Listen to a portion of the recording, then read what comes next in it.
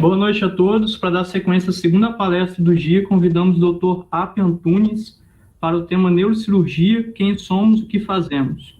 Dr. Apio é formado em Medicina pela Universidade Federal do Rio Grande do Sul, fez especialização em Neurocirurgia pela Sociedade Brasileira de Neurocirurgia, residência médica em Neurologia e Neurocirurgia pelo Hospital da Beneficência Portuguesa. E atualmente é chefe do Serviço de Neurocirurgia do Hospital de Clínicas de Porto Alegre e professor de Neurocirurgia da Universidade Federal do Rio Grande do Sul. Doutor Apio, muito obrigado por aceitar o nosso convite e pode ficar à vontade para dar início à palestra.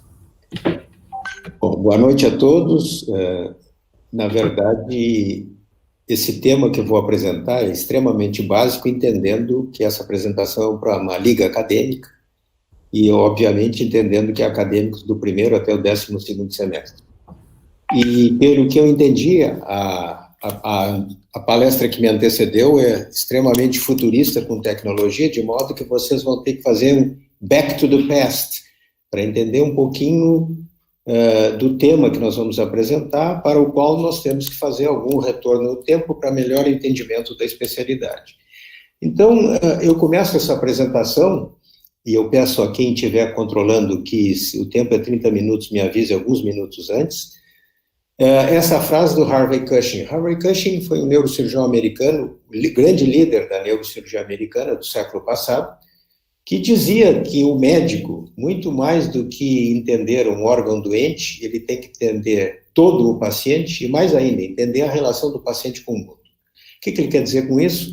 É de que nós não vivemos numa bolha em que o foco tem que ser a doença em si. Nós temos que ter o contexto todo do indivíduo e muito mais do indivíduo com o seu meio ambiente. Isso é um contexto filosófico que nos torna, se assim fazendo, muito mais humanos do que aquele profissional que simplesmente, bom, o paciente tem essa doença, eu vou tratar essa doença e ponto final. Então, essa é uma palavra do Harvey Cushing. O que faz a neurocirurgia? Em primeiro lugar, nós temos que dizer que não é só a cirurgia do cérebro. Há uma tendência em acreditar que seja assim, mas lembrem que não é só isso. Ela é uma especialidade médica que atende adultos e crianças e atende o sistema nervoso como um todo, todos os seus componentes estruturais, seja crânio e coluna, e tem a finalidade de prevenir, diagnosticar e tratar cirurgicamente e às vezes reabilitar pacientes portadores de doenças que mereçam tratamento neurocirúrgico. O sistema nervoso, então, é composto do sistema nervoso central e o periférico, então o neurocirurgião trata do sistema nervoso central e do periférico e dos seus componentes estruturais, que são o quê? A coluna, o crânio e, eventualmente, a circulação extracraniana cervical, na medida em que muitos neurocirurgiões tratam e operam doenças da carótida cervical, pela simples razão de que 99% dos sintomas são neurológicos nos pacientes que têm doença da carótida. Então, muitos cirurgiões, neurocirurgiões, além dos cirurgiões vasculares, se dedicam ao tratamento dessas lesões. Muito bem, umas pequenas informações de história para o entendimento de toda a especialidade. Isso vem de muitos séculos, em todos os continentes, e basicamente a neurocirurgia apareceu na medida, assim, em que alguns rituais religiosos eram realizados com a finalidade de tratar pessoas que sofriam de algum mal. E aí surgiu aquilo que vocês veem nas imagens, e você já deve ter visto em alguns museus, no México, no Peru, na Colômbia, em que tem crânios trepanados, cuja ideia, naquela época, era o quê? Fazer uma abertura no crânio e, com isso, expulsar os males que estavam dentro do cérebro. Essa era a origem desses crânios. E lembrando a todos vocês que nós temos Hipócrates na história da medicina, e vocês, acadêmicos, em alguns meses ou alguns anos, estarão jurando a frase, o texto de Hipócrates, e a verdade é que nós temos que respeitá-lo.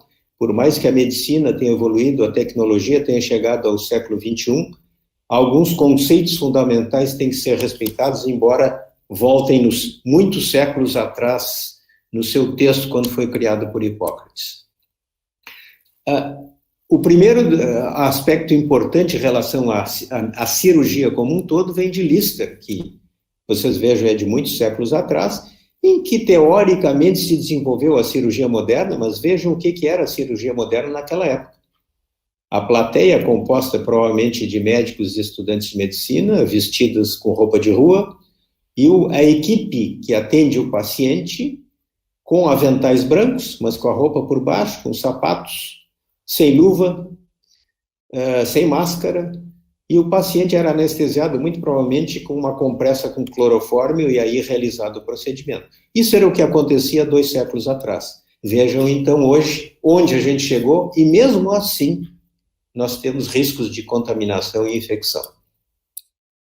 Chegamos, então, à tecnologia, digamos assim, e pelo que eu vi na palestra anterior, já foi muito falado, eu vou fazer algumas pinceladas, e aqui vocês têm exemplo de alguns instrumentais que eram utilizados pela civilização Inca, pela civilização Maia, civilização Azteca, aqueles que possam ter tido a felicidade de ver o Museu da Cidade do México, ou o Museu do Ouro em Lima, já viram esses instrumentos à esquerda, que é chamado tumi, com os quais se fazia a abertura do crânio.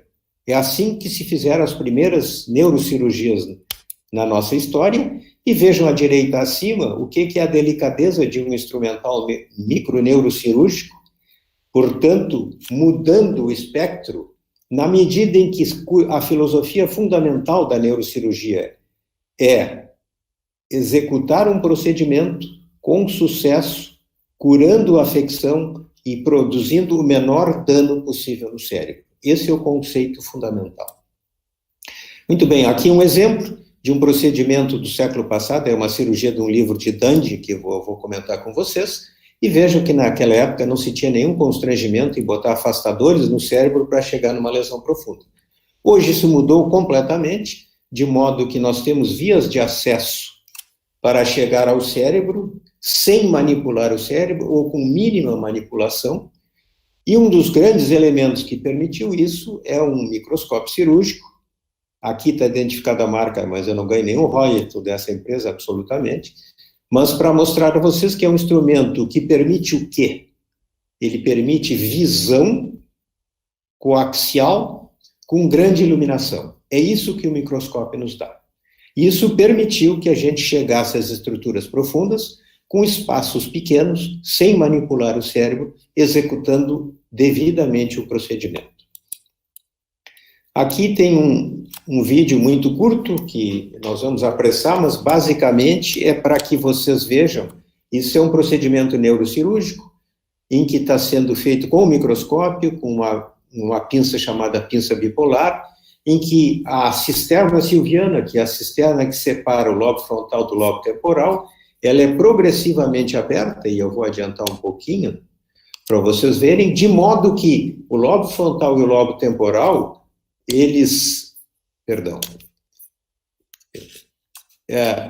não tem problema, eu vou mostrar esse outro aqui, que é também um procedimento endoscópico cerebral, e a endoscopia hoje é uma arma que os neurocirurgiões se utilizam, em que se coloca um catéter com endoscópio pelo ventrículo lateral, e depois com essa sondinha que vocês estão vendo, é feita uma abertura na base do terceiro ventrículo, dilatando essa sonda, e permitindo uma comunicação entre o terceiro ventrículo e as cisternas da base. Isso hoje é uma das formas com as quais se trata hidrocefalia de adulto ou de crianças, obviando, ou seja, evitando a necessidade de colocar uma válvula de derivação licórica. Aqui alguns exemplos para vocês, também do que termos de tecnologia. Isto aqui, esse instrumento à esquerda, era um fixador de crânio de 100 anos atrás, para que o paciente fosse imobilizado e devidamente preparado para um procedimento estereotáctico. E vejam, ao lado dele, o instrumental de hoje, que é muito mais leve, ele é de titânio, não tem aquela parafernália toda, e com base no quê? Esse instrumento permite que se coloque agulhas dentro do cérebro, em locais muito definidos, com diferenciação de milímetros, para ou provocar lesões, ou permitir a colocação de eletrodos, como vocês verão mais tarde, por exemplo, na cirurgia do trigêmeo. Para isso, também hoje nós temos um instrumental que se chama o neuronavegador, que é um aparelho que vocês estão vendo à direita, com o qual uma haste que o cirurgião segura, conectado a uma antena que é fixada na cabeceira do paciente, eu, depois de ter inserido nesse aparelho a tomografia e a ressonância do paciente, eu consigo ter certeza absoluta da direção que eu necessito para atingir a lesão, e com isso eu consigo o quê? Incisões menores, craniotomias menores e o menor trajeto até atingir a lesão, com o que, obviamente, a gente reduz aquilo que a gente quer na neurocirurgia, que é a morbidade. Esse aparelho chama neuronavegador. Muito bem, mas as coisas não foram assim. Nós temos aqui um trabalho que era a forma de localizar as lesões. Isso é do século passado, de um neurocirurgião americano famoso, Walter Dandy, em que ele fazia o quê? Isso vocês vejam que é uma chapa radiográfica em perfil de um crânio, em que tem uma estrutura em branco, que aqueles que já passaram pela neuroanatomia ou pelas imagens sabem que é uma imagem dos ventrículos laterais com contraste positivo. Assim se identificava lesões dentro do crânio e dentro do cérebro. Era tudo que a gente tinha. E vejam que hoje o exame mais básico de imagem que se tem é a tomografia computadorizada, que muitos de vocês já viram. Esse exame é da década de 70, não tem muito mais do que isso. Eu tive o privilégio de fazer parte da minha formação em Londres, no National Hospital, que foi o primeiro aparelho da Inglaterra que teve a tomografia computadorizada. Então vejam, em um século, o que a imagem mudou. E se a gente for adiante, nós vamos ver isso aqui que vocês estão vendo. É muito mais. Nós temos a ressonância magnética, que é um aparelho que, além de não emitir radiação para o paciente, tem uma imagem de muito melhor qualidade. A gente vê nessa ressonância aqui o globo ocular, a gente vê o cristalino, a gente vê o nervo óptico, a gente vê as circunvoluções cerebrais perfeitamente, os ventrículos, alguns vasos. Então, o avanço da ressonância se complementa com essa imagem do meio, que vocês estão vendo, que é uma ressonância com um procedimento, uma técnica que se chama tractografia, em que o parênquima não aparece, mas aparecem as fibras. E se vocês tiverem um pouquinho de imaginação e se lembrarem um pouquinho da neuroanatomia, verão que essas fibras constituem o feixe piramidal, que está aí desenhado desde a convexidade até o tronco cerebral. Isso permite que lesões cerebrais, quando se faz uma ressonância com tractografia, eu identifique o feixe piramidal e outros feixes, e a gente escolha a abordagem que menos dano possa causar a esse elemento. E à direita aqui vocês estão vendo que é uma angiografia cerebral com reconstrução tridimensional, que é um grande aporte que se tem para diagnóstico de malformações vasculares, ou de aneurismos, que vocês veem aí. Isso permite que o cirurgião tenha todas as informações para decidir a melhor técnica de tratamento de um aneurisma. E aqui, eu apenas para complementar, vou mostrar que em relação àquele arco que eu mostrei no início, isto aqui à direita, vocês estão vendo um eletrodo, esse eletrodo, aliás, um catéter com 4 eletrodos na ponta, que é aquele que se utiliza na cirurgia de Parkinson. Hoje em dia, a cirurgia de Parkinson é um grande sucesso. Aqui no Rio Grande do Sul, no Hospital de Clínicas, nós temos talvez o maior centro do sul do país de cirurgia de Parkinson, e é uma cirurgia indicada naqueles pacientes onde a medicação não funciona. Então, nesses pacientes onde a medicação não funciona, a técnica é colocar 2 eletrodos, como vocês veem no esquema, em determinados núcleos, que são calculados exatamente, perfeitamente, milimetricamente pela tomografia e pela ressonância, e esses eletrodos são conectados a um gerador, que é colocado embaixo da pele, no torso do paciente ou no tórax, e esse aparelho emite frequências muito baixas, que com a estimulação contínua do cérebro, ele vai conseguir produzir a regressão dos sintomas neurológicos. Aqui vocês têm a história, digamos assim, da neurocirurgia. Ela tem uma federação mundial que não tem pouco mais de 60 anos de vida, é constituída de 130 sociedades e em torno de 50 mil neurocirurgiões no mundo, embora se saiba que na África, por exemplo, há uma necessidade de pelo menos 10 mil neurocirurgiões. Ainda há países e dezenas ou centenas de cidades que não tem nenhum neurocirurgião na África. Nós temos a nossa sociedade latino-americana e no Brasil temos 2 sociedades, a Academia e a Sociedade. No Brasil nós temos em torno de 2.500 neurocirurgiões acreditados. talvez alguns não acreditados, mas são muito poucos, que são aqueles que têm o título de especialista e têm autorização para exercer a especialidade. Aqui, alguns pequenos exemplos para vocês, que a história é importante, quem não conhece o passado não entende o futuro, e aqui, então, nós temos, por exemplo, 4 grandes líderes da neurocirurgia mundial. O primeiro foi Victor Horsley, que se tornou Sir, porque era inglês, e trabalhava exatamente nesse hospital que eu comentei a vocês, que é o National Hospital, que foi o primeiro a realizar procedimentos neurocirúrgicos. Então, isso foi no século XIX. E depois, no século seguinte, nós tivemos o Harvey Cushing. O Harvey Cushing era o neurocirurgião da Yale University, e que, entre outras muitas coisas que ele fez, vocês lembram, todos vocês são estudantes, já ouviram falar na doença de Cushing. E a doença de Cushing foi descrita por ele, que era um neurocirurgião.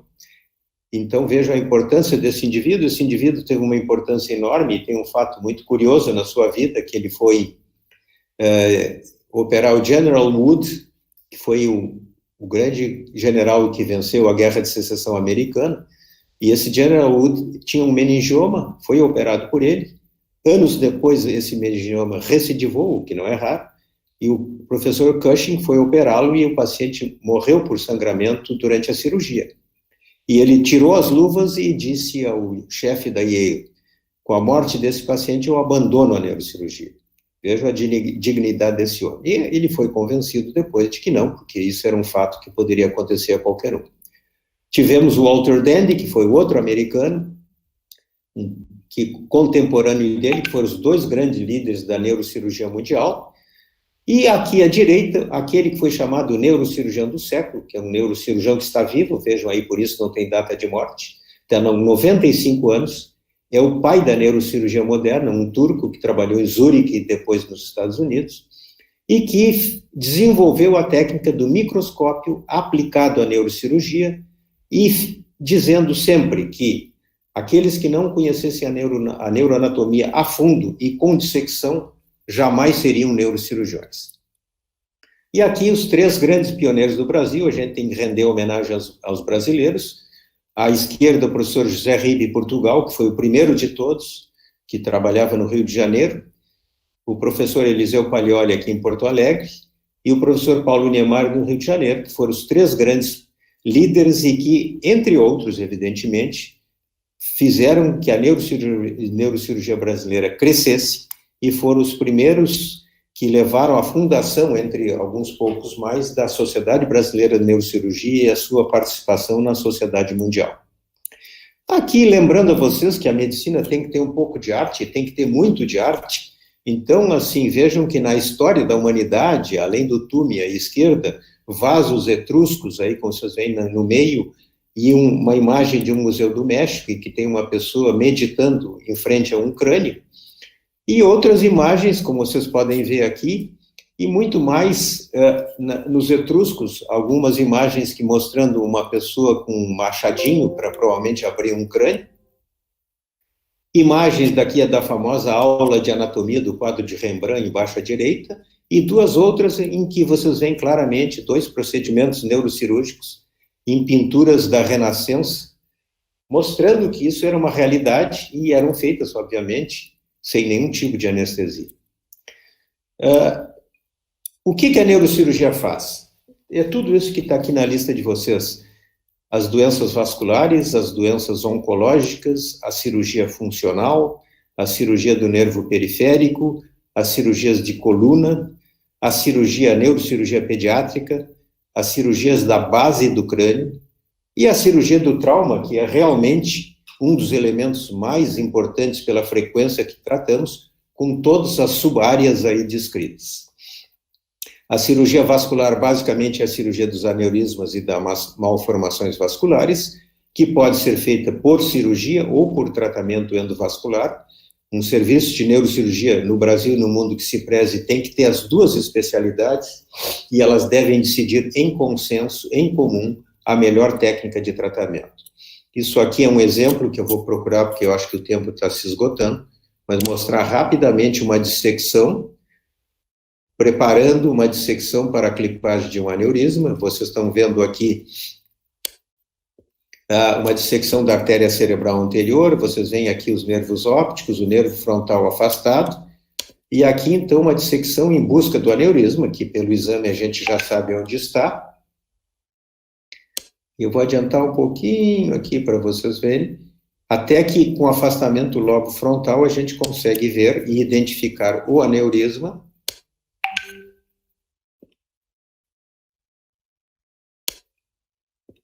Aqui, ó, o aneurisma está sendo dissecado, é essa cereja que vocês estão vendo aí, o vaso nutriente está aqui à esquerda, ó, e a fase seguinte vai ser a colocação de um clipe aqui no pescoço do aneurisma, fazendo com que ele fique excluído da circulação sem que o vaso aferente aqui seja comprometido. Então, daqui a um segundo, vocês verão a imagem da colocação do clipe, que é colocado através de um aplicador ou de uma pinça, que está sendo, ó, a pinça está sendo aproximada, o clipe é aberto, até que coloca nos dois lados do aneurisma, no colo, no pescoço, como a gente chama, e aí o clipe é fechado com a pinça, e a imagem final, vocês vão ver isso, o aneurisma não aparece mais, o clipe fica aqui em definitivo, e o paciente, teoricamente, está curado do procedimento e da doença. Ou, eventualmente, pode se tratar através de tratamento endovascular, que é isso que vocês veem, que é a colocação de um catéter em alguma artéria cerebral, e com isso, injetando um catéter colocado no local da malformação, que vocês podem ver, ele injeta substâncias que ocluem a malformação, entopem a malformação. E com isso, trazem o mesmo efeito de que uma cirurgia. Portanto, novamente, a integração do neurocirurgião endovascular e do neurocirurgião convencional é essencial para a melhor decisão terapêutica. Na outra subdivisão, nós temos a grande quantidade de pacientes que se tratam são tumores cerebrais, aqueles que convivem em hospitais grandes, como nós, por exemplo, os acadêmicos, sabem que o grande volume de cirurgias são tumores, sejam benignos e malignos, e ainda as cirurgias transesfenoidais endoscópicas, hoje o grande instrumento que os neurocirurgiões utilizam é a endoscopia para operar tumores da base do crânio. Aqui algumas imagens para vocês de um tumor da região frontal numa ressonância magnética, na imagem do meio um tumor da hipófise, e na imagem à direita uma imagem pós-operatória da ressecção de uma lesão, com o cérebro mantido tão pronto quanto possível, sem lesões com a remoção da lesão. A cirurgia funcional tem dois grandes exemplos, que é a cirurgia da epilepsia, que é uma cirurgia de exceção, assim como a cirurgia do Parkinson é de exceção, mas para aqueles casos bem indicados, tem resultados excepcionais. E a estereotaxia, como regra, que é uma cirurgia em que se produz uma lesão profunda no cérebro, colocando um microcatéter numa zona específica, ou a estereotaxia utilizada para biópsia de lesões profundas, para as quais uma abordagem convencional produziria e produz grande dano ao cérebro. Aqui o exemplo, então, de um paciente preparado para um procedimento, e à direita as imagens da colocação dos dois cateteres, dos dois que eu expliquei a vocês, que são utilizados na cirurgia de Parkinson.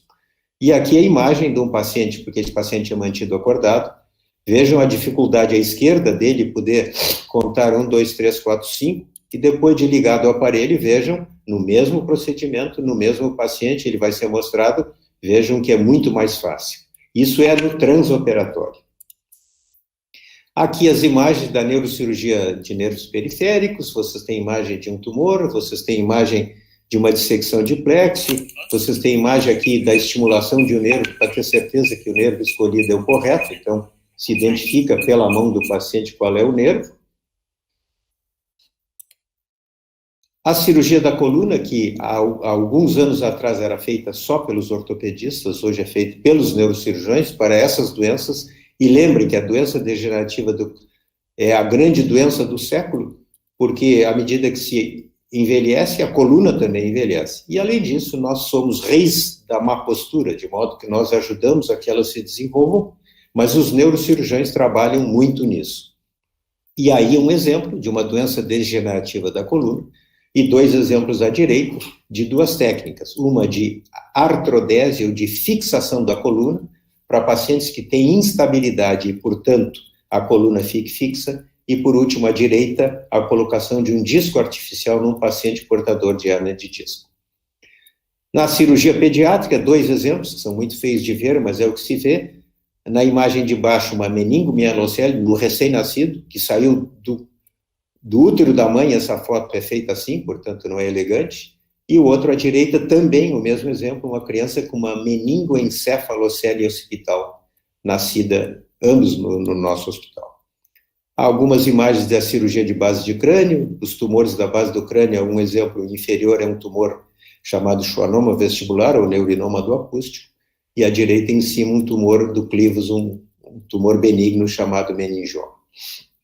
No trauma, vocês têm exemplos aqui, aquilo que é o grande movimento neurocirurgiões jovens, que operam muito trauma, que é o mal do nosso século, e algumas imagens que vocês veem, um hematoma extradural, um hematoma subdural, uma imagem cirúrgica de um hematoma subdural, vejam, a craniotomia já foi feita, uma imagem de um afundamento de crânio e uma fratura, luxação de coluna, cuja mortalidade é muito baixa, mas a mortalidade é altíssima, porque a maioria dos pacientes ficam com déficit neurológico definitivo. O que faz o neurocirurgião? Aqui é um exemplo de um prédio novo do Hospital de Clínicas de Porto Alegre, que está terminado, está sendo apenas montado agora, no qual nós teremos 40 salas cirúrgicas. E o que o neurocirurgião trabalha? Ele trabalha no seu consultório, trabalha atendendo emergências, trabalha em CTI, atendendo pacientes em enfermaria e no centro cirúrgico. O que ele precisa no seu exercício? É ter uma interação muito grande com algumas especialidades, como neurologia, radiologia, o intensivismo, a radioterapia e a oncologia, sabendo que o seu trabalho é, muitas vezes, imprevisível. Como é que alguém se torna neurocirurgião? Ele tem que ser médico. Há uma série de características que cada um de vocês deve ter para ser neurocirurgião, embora, evidentemente, nenhum tem todas essas, mas tem que ter algumas para poder exercer a neurocirurgia de modo, pelo menos, adequado. A residência é feita por 5 anos, com uma tendência até de vir a ser 6 anos. As residências são do MEC ou da sociedade, a partir da qual se obtém o título de especialista, que é o cartão de visitas do neurocirurgião, a partir do qual ele pode exercer a neurocirurgia. Essa curva eu boto aí para vocês, porque isso todos nós passamos na vida por isso, a relação entre grau de confiança e conhecimento. Quando a gente é muito jovem, vejam que a confiança é muito alta e a sensação de conhecimento é muito alta. Até que os anos vão mostrando a gente que a coisa não é assim, então a curva vai descendendo, até que a gente adquire experiência suficiente para ter certeza, ou não absoluta, mas grandemente certeza, de que a gente tem os conhecimentos para tomar as devidas decisões, e aí, a partir da qual a gente começa a ter confiança e conhecimento compatíveis com a nossa formação. Os acadêmicos, o que é importante dizer aqui é que o que a gente sugere para os acadêmicos para tornarem neurocirurgiões? Participar das ligas, que é o que vocês estão fazendo, participar de projetos de pesquisa e testar as suas habilidades, e, evidentemente, os acadêmicos mais velhos, acompanhando neurocirurgiões, que é a forma de ver se aquilo é aquilo que vocês querem. Quais são as considerações finais? Eu já estou terminando. A gente tem que ter sempre em mente que o neurocirurgião, aquele que pretende fazer neurocirurgia, desculpem que ele passou automaticamente aqui, há sempre uma diferença entre a expectativa e a realidade. A gente não pode esperar que tudo aquilo que é a nossa expectativa se transforme em realidade. E especialmente por quê? Porque os recursos para a execução das terapias nem sempre são disponíveis. Vocês vejam as verbas do Ministério da Educação para as faculdades, por hospitais, que são muito menores daquilo que a gente imaginava dever ter. Novamente, aquela frase do Harvey Cushing, que é importante que vocês tenham esse conhecimento do mundo como um todo. Nós temos que ser bons médicos antes de ser bons neurocirurgiões. Se não formos bons médicos, jamais seremos neurocirurgiões. E essas 3 características abaixo talvez sejam as mais importantes, que é ter paciência, resiliência e persistência. Eu sei que uma aula é sobre futuro da neurocirurgia, portanto eu não vou falar, eu só vou falar quais são as coisas fundamentais que a neurocirurgia tem no seu futuro e vai trazer. São os procedimentos minimamente invasivos, ou seja, procedimentos que abordam uma lesão com um menor insulto ao crânio e ao cérebro, esse é o grande conceito, objetivando os mesmos resultados. A endoscopia, que hoje é absolutamente essencial nas mãos dos neurocirurgiões. A cirurgia robótica, que é a realidade de algumas especialidades, e está sendo e vai ser na neurocirurgia. O Hospital de Clínicas tem um robô que tem grande movimento cirúrgico na cirurgia urológica, ginecológica, proctológica, e não vai demorar na neurocirurgia. E, por outro lado, as terapias gênicas, que, ao contrário, vão substituir os neurocirurgiões em muitos tratamentos de muitas neoplasias, que muito provavelmente serão reduzidas em grande número graças ao desenvolvimento dessas terapias. Muito obrigado a vocês e uma boa noite a todos. Doutor Apio, mais uma vez agradeço pela participação no nosso congresso, uma excelente palestra abordando toda a história da neurocirurgia e o que é feito hoje. Não tivemos nenhuma pergunta, mas terminamos exatamente o nosso tempo. Obrigado pela pontualidade e boa noite. Boa noite.